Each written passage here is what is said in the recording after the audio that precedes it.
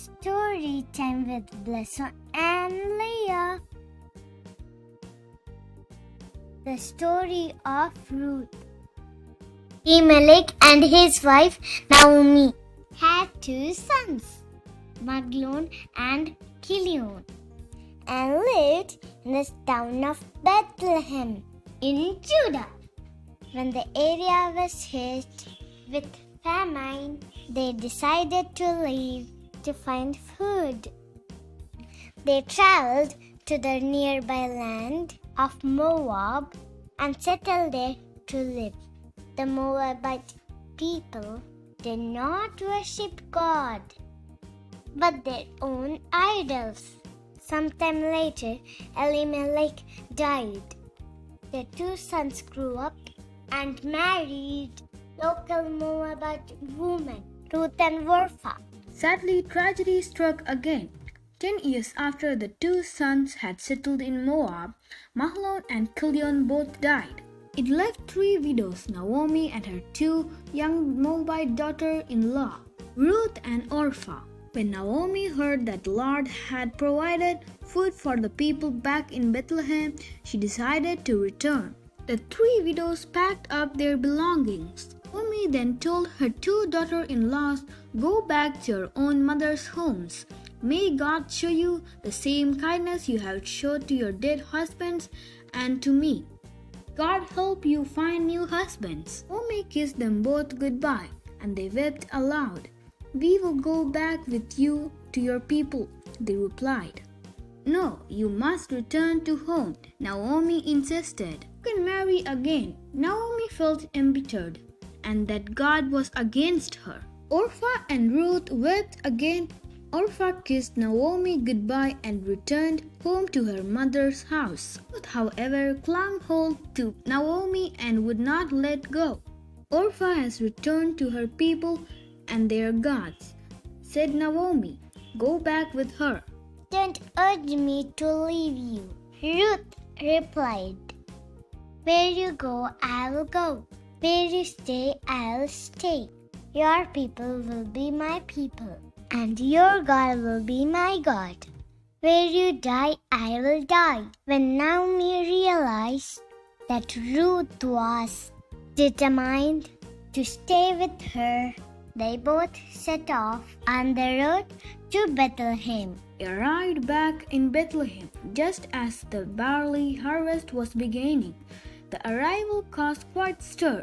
Naomi's grief and suffering had changed her appearance so much that many people did not recognize her. "Can this be Naomi?" people asked. "Don't call me Naomi," she insisted. "Call me Mara, because God has made my life bitter. I went away full, but the Lord has brought me back empty. The Lord has brought misfortune on me." After Naomi and Ruth arrived in Bethlehem, they needed food. "Let me go into the barley fields to pick up the leftover grain." The poor were allowed to pick up the grain that harvester left on the ground. "Go ahead, my daughter," Naomi replied. Ruth went into the fields belonging to Boaz. Boaz was a relative of Naomi's dead husband, Elimelech. Later, Boaz arrived and greeted the harvesters. "The Lord be with you," the harvesters replied. "The Lord bless you." Boaz noticed Ruth collecting the grain with the poor. "Who is that woman?" he asked the man in charge of the harvesting. "She is a Moabite who returned with Naomi," he answered. "She asked my permission to pick up grain and had been working hard." Boaz went across to Ruth. "Stay in this field with the women who work for me." Boaz told her, "I have told the men not to lay a hand on you. When you get thirsty, help yourself to the water jars the men have filled." Ruth bowed down before Boaz. "Why are you treating a foreigner so kindly?" she asked. "I have been told how you have cared for Naomi," Boaz answered. "May God, under whose wings you have taken refuge, richly reward you. Even though I am a lower than one of your servants, you have spoken kindly to me and put me at my ease." Ruth responded. At mealtime, Boaz invited her to eat with the other harvesters. Have some bread and dip in the wine vinegar, he said. He offered her roasted grain. Ruth ate all she wanted. When Ruth got up to continue working, Boaz gave secret orders to his men. Let her gather among the sheaves without telling her off. Even pull out some stalks from the bundle and drop them for her to gather. Ruth busily gathered grain until the evening. Ruth threshed the barley she had gathered and took it home to Naomi. It was a large amount, about 30 pounds. She also bought Naomi the food left over from the meal she had with Boaz and the harvesters. "Where did you gather grain today?" Naomi asked. "Who is this man who had been kind to you?" "Boaz," Ruth replied. "The Lord bless him," said Naomi. "He is a close relative we know as a guardian redeemer." From that point on, Ruth continued gathering grain in the fields belonging to Boaz. She stayed close to the other women gathering grain, knowing that she would be safe.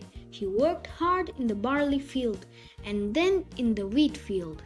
One day, Ruth's mother-in-law, Naomi, said to her, "My daughter, you must have a future where you will be provided for. Tonight, Boaz will be winnowing barley. Wash, put on perfume, and dress in your best clothes." Then she told Ruth what to do next.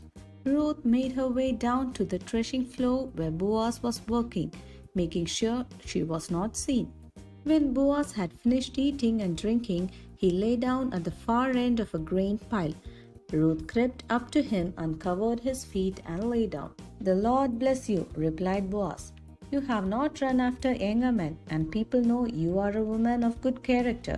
I am your guardian redeemer, but there is another person more closely related than I am.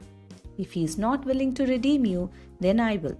Ruth lay at his feet until morning. Boaz filled the shawl she was wearing with grain to take back to Naomi. Boaz went to the town gates where the business deals were done. When he saw the guardian redeemer, who was more closely related to Naomi's former husband, he asked him to sit down with 10 elder gatherers as a witness. "Naomi is selling the land that belonged to our relative Elimelech," Boaz explained. "You have the first right to buy it, but if you do not want it, then I will."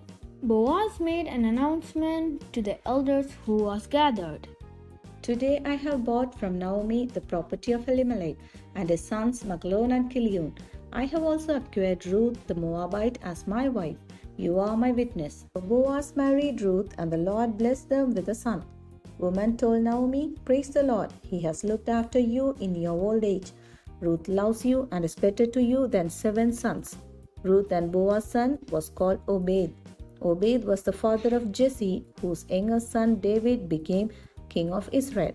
A descendant of David was Mary, the mother of Jesus.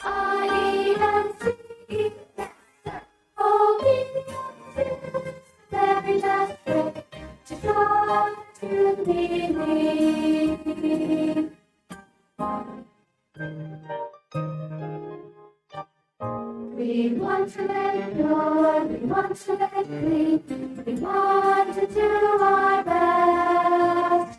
Sweetly submit to authority, we to God our best. Walking in the light, keeping our attitude right, on the narrow way. For everything, we always will obey and spell it out. B-E-D-I-N-C. Yes, sir.